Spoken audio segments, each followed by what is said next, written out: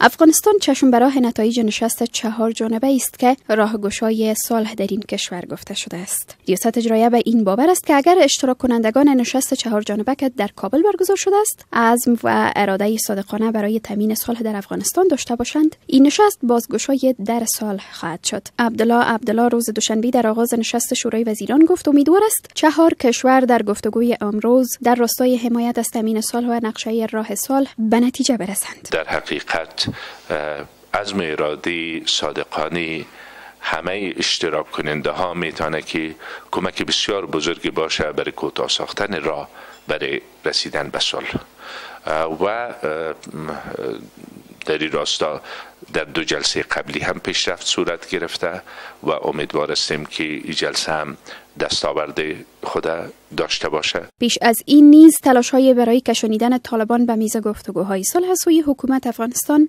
انجام شده است، اما آنچه عدم صداقت پاکستان در پیشبرد این روند گفته شده است، این گفتگوها به بنبست کشانیده شده است. با این همه عبدالله رئیس اجرایی افغانستان میگوید ادامه جنگ سوی تروریستان به اراده و عزم صلح سایه افکنده نمیتواند و مبارزه در برابر گروه‌های صلح ناپذیر ادامه خواهد داشت. رئیس اجرایی افغانستان تاکید میکند که حکومت افغانستان به تلاش‌هایش برای تامین صلح در کشور ادامه خواهد داد، اما همکاری صادقانه کشورهای منطقه و جهان نیز در این راستا نیاز جدی است.